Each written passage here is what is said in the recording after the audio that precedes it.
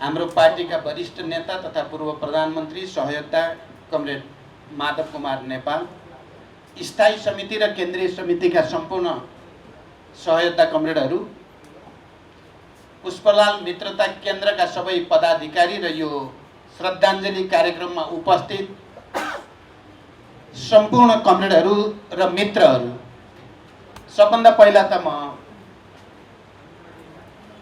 Nepal communist पार्टीका संस्थापक महासचिव कमरेड पुष्पलालको 42औं स्मृतिका सन्दर्भमा उहाँप्रति हार्दिक श्रद्धाञ्जली र सम्मान प्रकट गर्न चाहन्छु र त्यसैगरी आजै अर्का संस्थापक सदस्य कमरेड नरबहादुर कर्माचार्यको 7औं स्मृति दिवस पनि हो।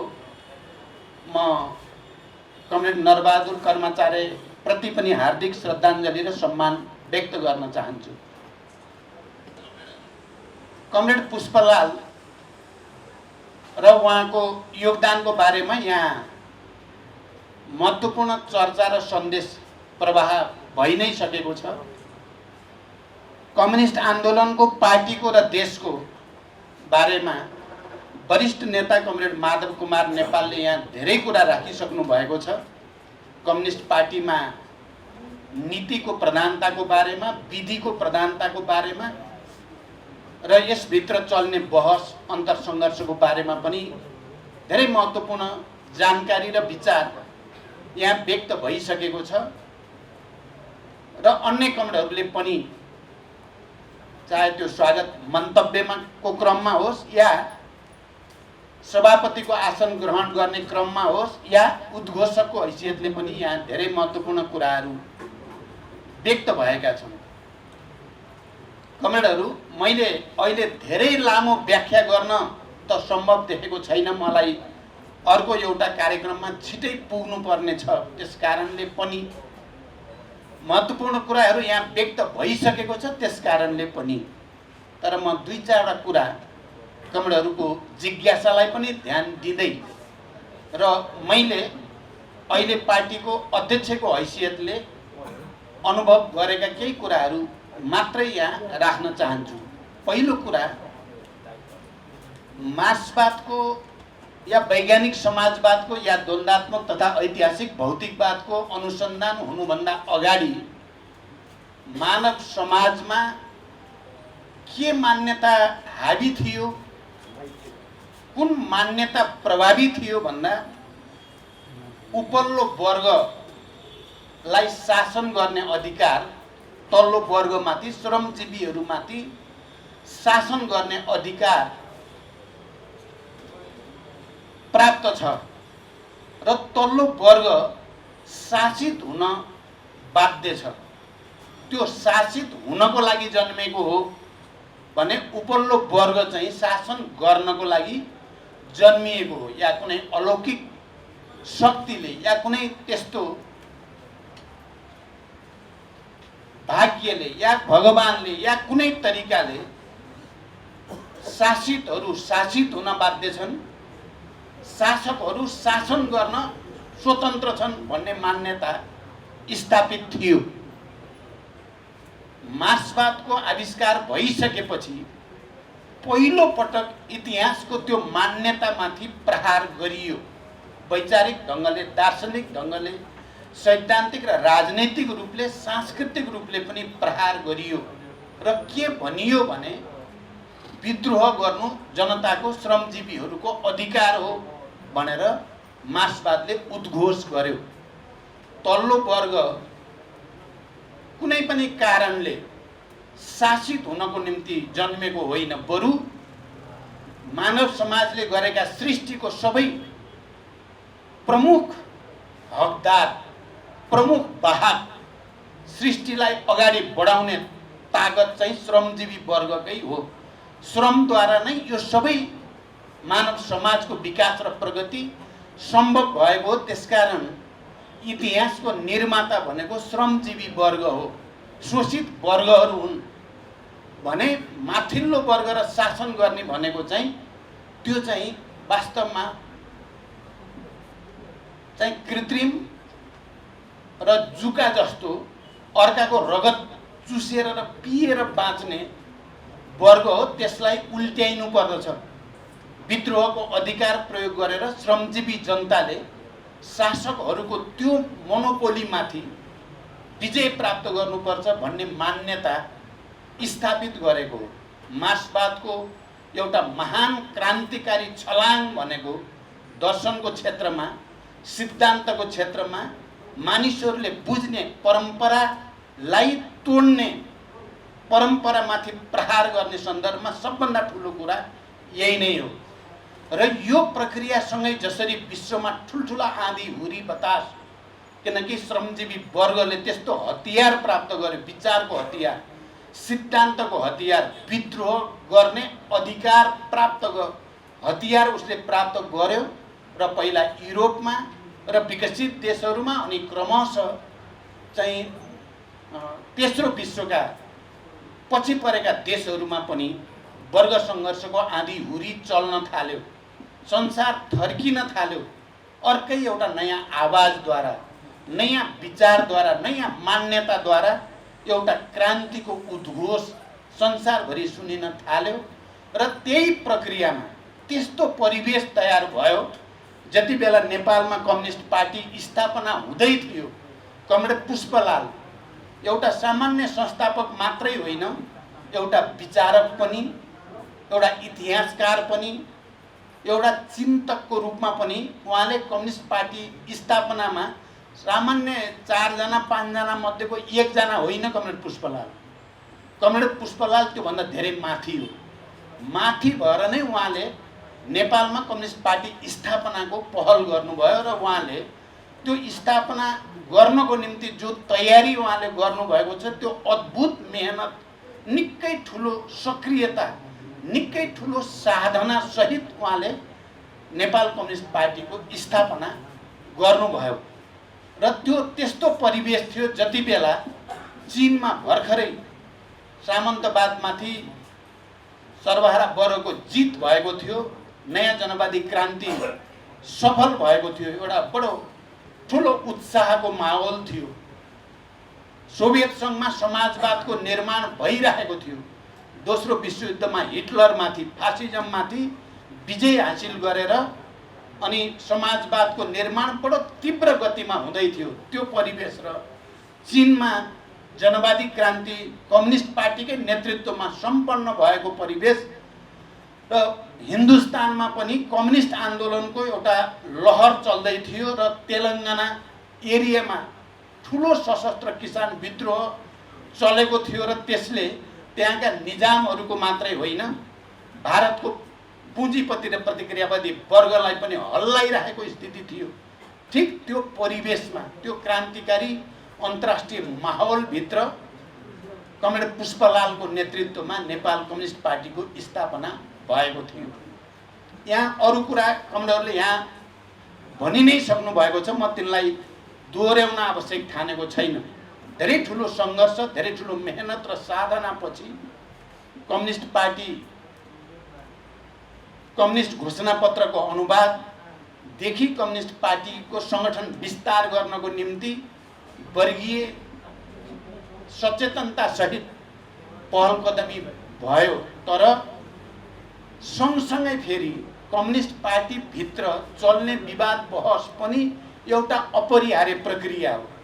यो समाजमा चल्ने वर्ग सङ्घर्ष, समाजमा चल्ने वैचारिक विभिन्न धारा प्रवृत्तिहरूको सङ्घर्षको प्रतिबिम्ब कम्युनिस्ट पार्टी भित्र आइ नै राख्छ।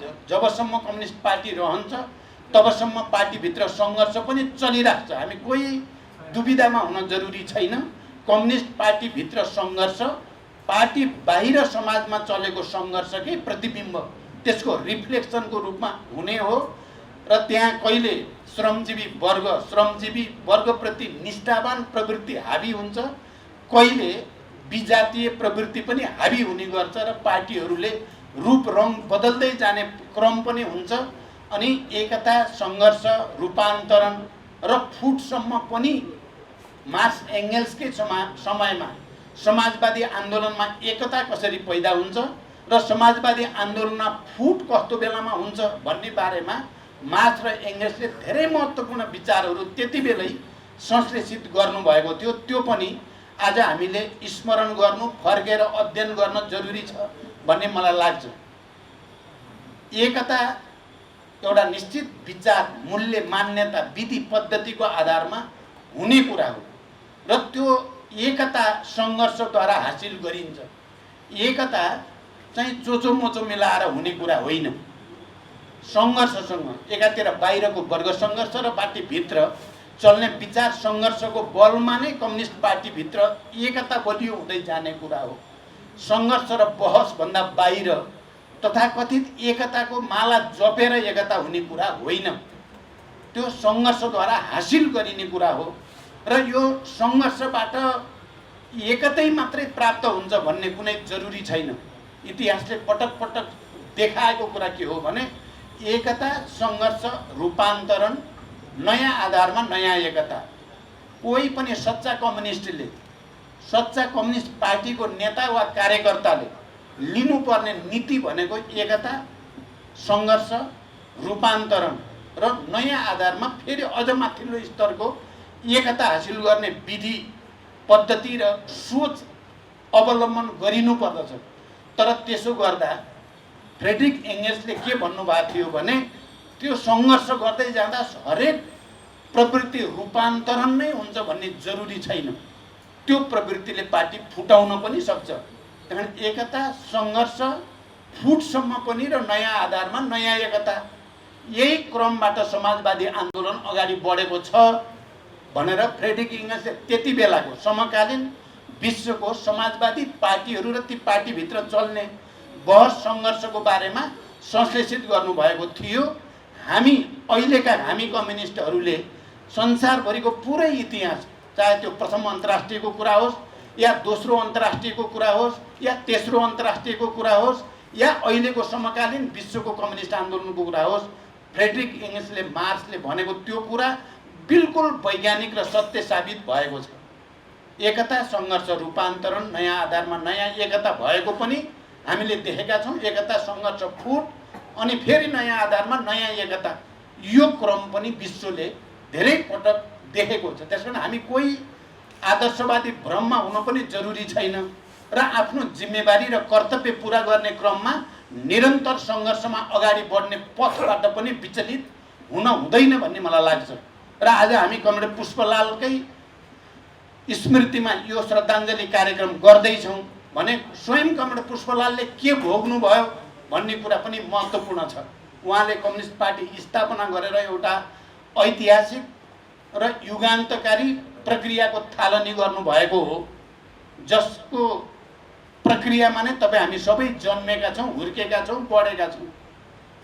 तर स्वयं कमरेड पुष्पलाल एकातिर 2008 सालपछि महासचिवबाट हटाइनु, 10 सालमा उहाँलाई महासचिव हुनबाट रोकिनु, 14 सालमा नीति उहाँकै पारित हुने, कार्यदिशा उहाँको पारित हुने, नेतृत्व चाहिँ रायमाझी बन्ने, जो माझी प्रवृत्ति भन्छौँ हामीले, बडो विडम्बनापूर्ण स्थिति कमरेड पुष्पलालले भोग्नु पर्यो। विचार, सिद्धान्त, नीति उहाँको पारित भएको छ, नेतृत्व त्यो नीति विरोधी मान्छेको छ। तपाईँहरूले हेर्नुभयो भने तपाईँ हामीले पनि हिजो आजै पनि सायद त्यस्तै पो भोग्या हो कि नीति एउटा पारित हुने, नेतृत्व अर्को हुने भएको हो कि आजको समस्याको चाहिँ चुरो त्यतै कतै पो छ कि भनेर हेर्न पनि जरुरी छ भन्ने मलाई लाग्छ। किनभने 2014 मा कमरेड पुष्पलालको नीति, जनवादी क्रान्तिको नीति पारित भएर पनि अनि राजा परस्त रायमाझी प्रवृत्ति चाहिँ नेतृत्वमा आउने त्यो अनुभवबाट हामीले शिक्षा लिनुपर्ने र भविष्यमा कहिल्यै पनि नीति र नेतृत्वको बीचमा सामञ्जस्यता, तादात्म्य होस्। यदि भएन भने जस्तो भयो 14 सालपछि त्यस्तै हुन्छ। 14 सालपछि एकातिर नीति, अर्कोतिर नेतृत्व भइसकेपछि दुर्घटनामा कम्युनिस्ट आन्दोलन नै जान्थ्यो।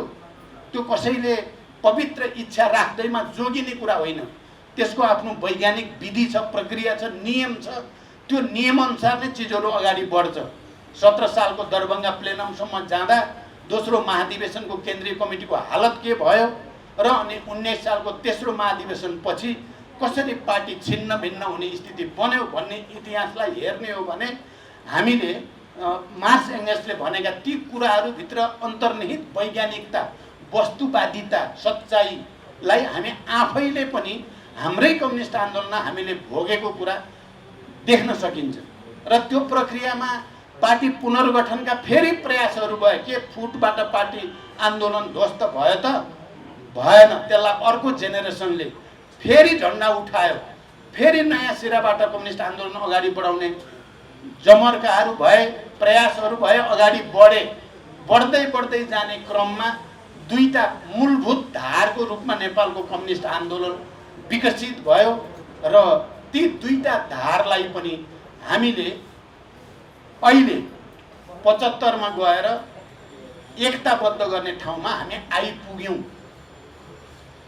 निकै ठुलो उत्साह, निकै ठुलो भरोसा आम पार्टी पङ्क्तिमा र आम जनतामा पैदा भयो।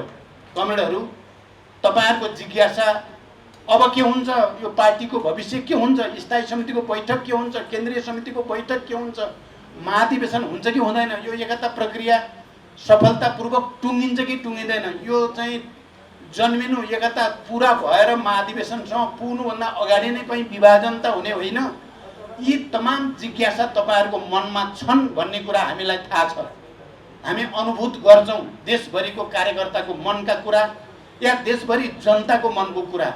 हामीले गठबन्धन गरेर चुनाव लड्दै गर्दा, हामीले एउटा घोषणापत्र साझा रूपमा लिएर जाँदा र साझा उम्मेदवार लिएर जनताको बीचमा जाँदै गर्दा, हामीले जनताको अगाडि प्रतिबद्धताहरू व्यक्त गर्दै गर्दा हामी यस्तो नेपाल बनाउन चाहन्छौँ, हामी यस्तो देश दिन्छौँ, यस्तो समाज दिन्छौँ, हामी सुशासन दिन्छौँ, हामी भ्रष्टाचार मुक्त समाज दिन्छौँ, हामीले सामूहिक रूपले एउटा समृद्ध र विकसित नेपालतिर लान चाहन्छौँ।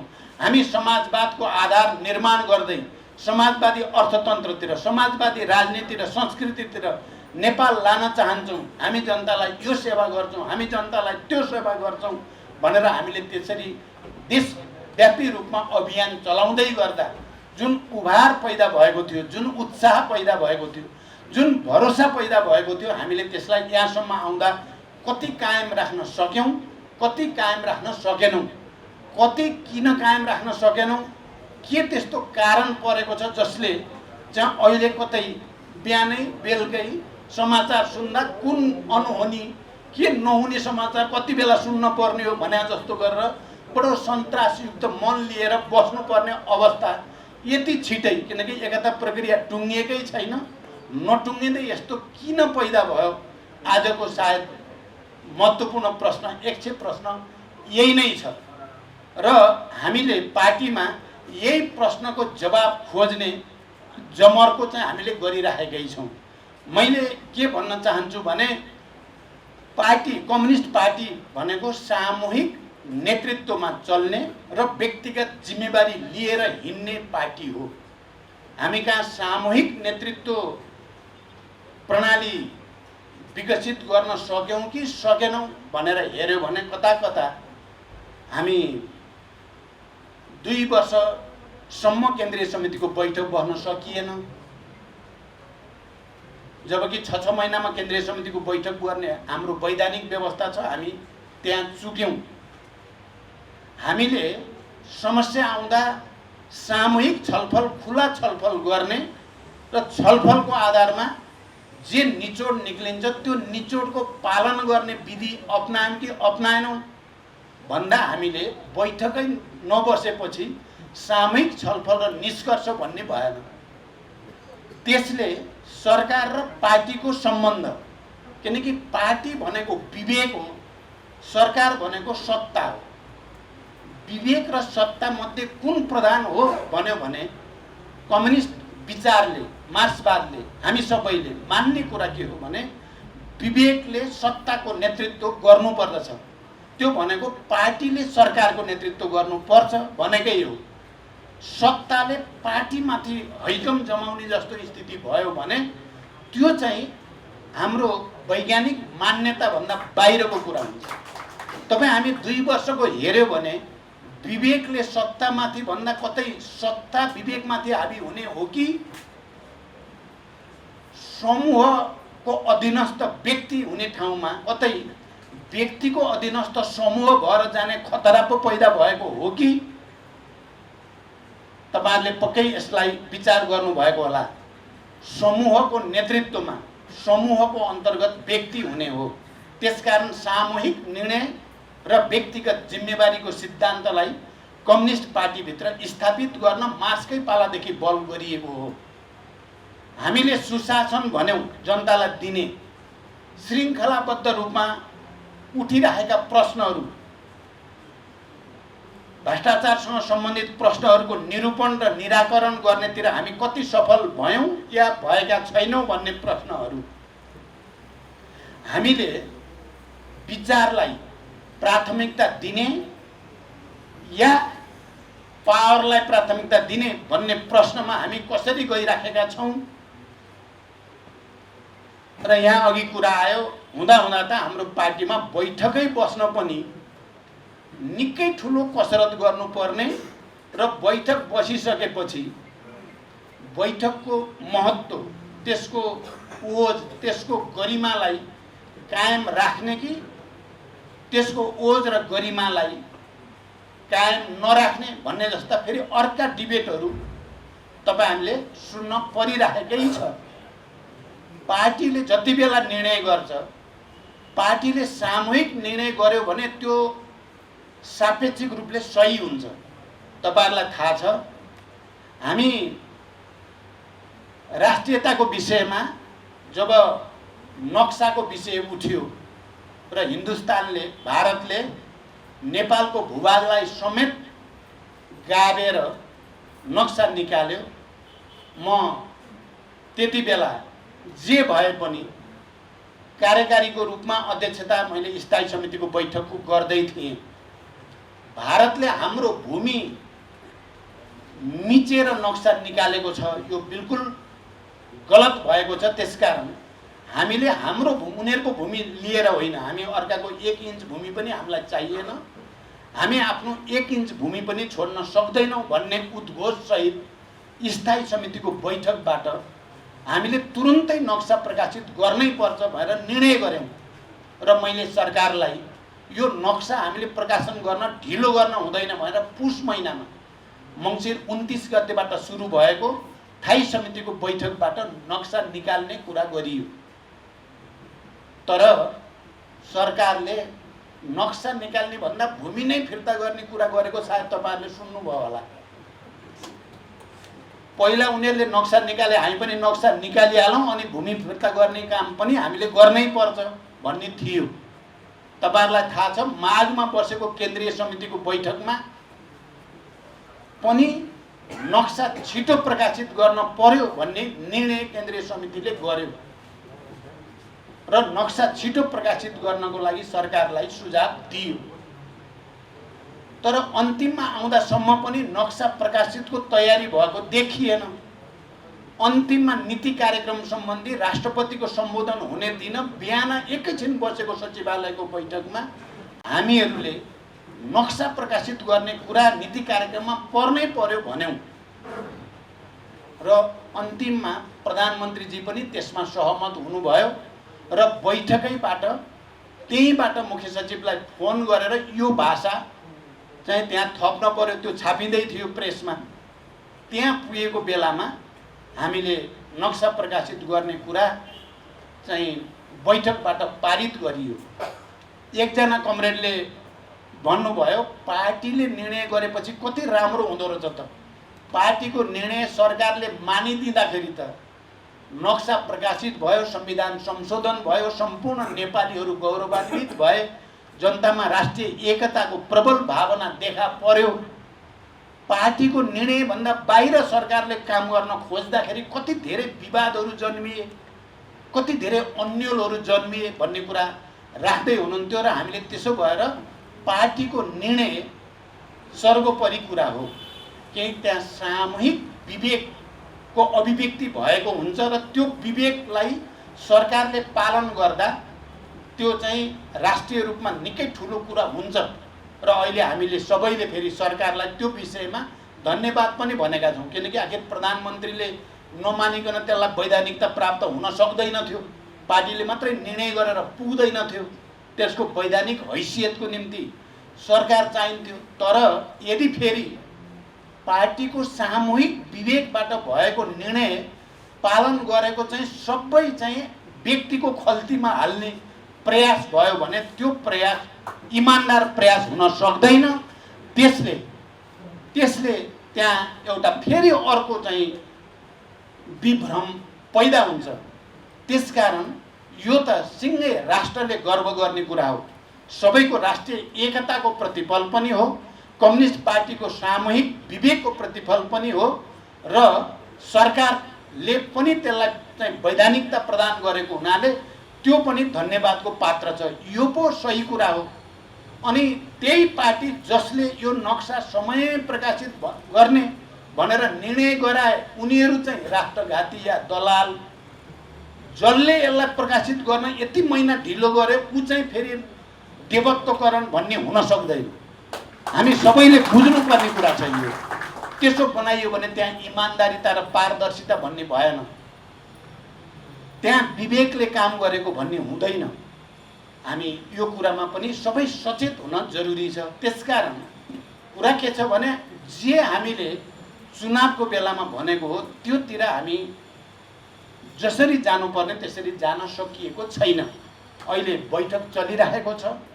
मैले सार्वजनिक रूपमा पहिला पनि भनेको छु, यहाँ पार्टी सङ्कटमा छ। साँचो कुरा के हो भने अहिले ठिकठाक छ भनेर मैले भने त्यो सत्य होइन।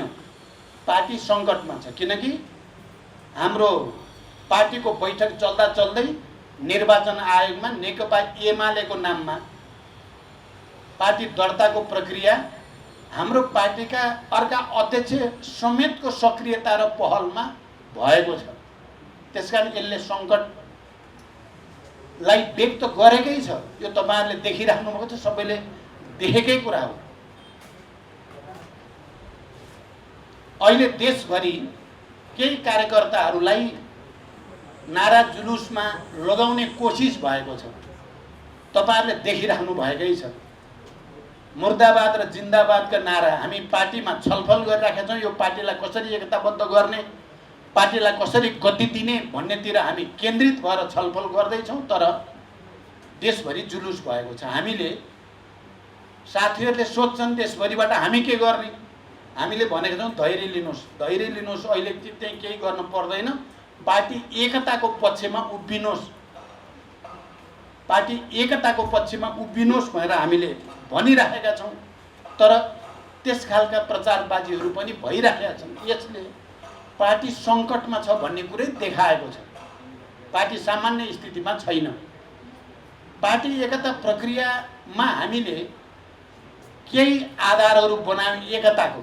सबभन्दा पहिला वैचारिक राजनीतिक आधार, वैचारिक ढङ्गले हामीले मार्क्सवाद लेनिनवादलाई हाम्रो निर्देशक सिद्धान्त हो पार्टीको भनेर सर्वसम्मतले हामीले मानेका छौँ भने हामीले राजनैतिक कार्यदिशाको रूपमा जनताको बहुदलीय जनवाद, 21औं शताब्दीमा जनवाद र माओवाद सम्बन्धी मान्यतालाई विकसित गर्नुपर्छ, अबको नयाँ चरणमा परिमार्जित गर्नुपर्दछ भन्दै समाजवाद उन्मुख जनताको जनवादलाई अहिलेको हाम्रो कार्यदिशा भन्यौँ। तर तपाईँ हामीले हेर्यो भने अहिले चाहिँ कता कता फेरि हामी पछाडि फर्किन खोजेका सङ्केतहरू देखिएका छन्। विभिन्न ठाउँमा कोहीले 21औं शताब्दीको जनवाद जिन्दाबाद भन्यो भने या माओवाद जिन्दाबाद भन्यो भने या त्यही हो हाम्रो त भनेर अहिले न महाधिवेशनको निम्ति छलफल ओपन गरिएको छ, ओपन नगर्दै त्यसो भनियो भने या जनताको बहुदलीय जनवाद जिन्दाबाद भनियो भने त्यो अगाडि गएको ठहरिँदैन, त्यो पार्टी एकताको पक्षमा उभिएको ठहरिँदैन, त्यो पार्टी विभाजनतिर जबरजस्त बल भइराखेको छ भन्ने कुरालाई मात्रै त्यसले सङ्केत गर्छ। मैले यसो भन्दा म त कमरेडहरूको ध्यान केमा आकर्षित गर्न चाहन्छु भने हामीले जनताको बहुदलीय जनवादलाई निषेध गर्ने कुरा गरेका छैनौँ। पार्टी एकता गर्ने बेलामा हामीले राजनीतिक प्रतिवेदन पारित गर्ने बेलामा जनताको बहुदलीय जनवादले चाहिँ खेलेको ऐतिहासिक भूमिकालाई उच्च सम्मान गरिएको छ। कमरेड मदन भण्डारीको राजनीतिक गतिशीलता र योगदानलाई उच्च मूल्याङ्कनै गरिएको छ र 21औं शताब्दीमा जनवादले या माओवादी जनयुद्धले खेलेको भूमिकालाई पनि उच्च मूल्याङ्कन नै गरिएको छ। तर अब पार्टी एकता गर्दा र अगाडि बढ्दा हामीले जनताको जनवादको आधारमा जो समाजवाद उन्मुख भनेर भनियो त्यसको आधारमा यी सबैलाई विकसित र परिमार्जित गर्नुपर्छ भनिएको छ। यदि हामी त्यस बाटोलाई छोडेर अब मैले माओवाद जिन्दाबाद भन्न थाले या 21औं शताब्दीमा जनवाद जिन्दाबाद भन्न थाले या अर्कोले जनताको बहुदलीय जनवाद जिन्दाबाद भन्न थालियो भने हामीले एकतालाई प्रवर्धन गरेको ठहरिँदैन। हामी कहीँ न कहीँ हामी अब विभाजनतिर जान खोज्दैछौँ। एकअर्काको विचारलाई, एकअर्काको भावनालाई, एकअर्काको संवेदनशीलतालाई हामी सम्बोधन गर्नेतिर होइन भन्ने नै त्यसले अर्थ दिन्छ।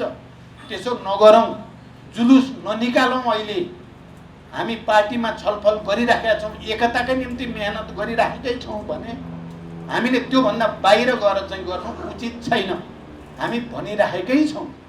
हामी यो प्रक्रियामा मैले धेरै ठाउँमा भन्ने गरेको छु। अहिले अब लामो म जान सम्भव छैन। अब पार्टी भनेको विचार र विधि हो। पहिलो विचार हो, त्यसपछि विधि हो। विचार मात्रैले पनि पार्टी बन्दैन, विधि मात्रैले पनि पार्टी बन्दैन। विचार र विधि पद्धतिको संयोजन नै पार्टी हो। त्यसमाथि पनि कम्युनिस्ट पार्टी भन्दाखेरि त त्यसमा विचार र विधिको वैज्ञानिक संयोजन नै त्यसको गतिशीलताको आधार हो। त्यसकारण विचार र विधिमा एकरूपता कायम गर्ने कोसिस हामीले गर्नै पर्दछ। यही प्रयास हाम्रो चलेको छ। अब एकताप्रति तपाईलाई माया छैन भने तपाईले कुनै न कुनै रूपले एकतालाई क्षति पुग्ने गतिविधि गर्नुहुन्छ। तपाईलाई सामूहिक निर्णयप्रति विश्वास छैन भने तपाई व्यक्तिगत फैसलालाई नै सर्वोपरि ठान्नुहुन्छ र त्यसो ठानियो भने हामीले यो एकतालाई निरन्तर गति दिन र विकसित गर्न सम्भव हुँदैन। हाम्रो अहिले जे बहस चलेको छ अन्ततः विचारको बहस, विधिको बहस, पद्धतिको बहस, सामूहिक निर्णय या के भन्ने बहस, समाजवादतिर हो कि पुँजीवादतिर भन्ने बहस यसभित्र अन्तर्निहित छ। हामीले जति यी विचारहरूलाई बाहिर हाम्रो बहसभित्र अन्तर्निहित सार तत्त्वलाई लान सक्नुपर्ने हामीले लान सकिएको छैन।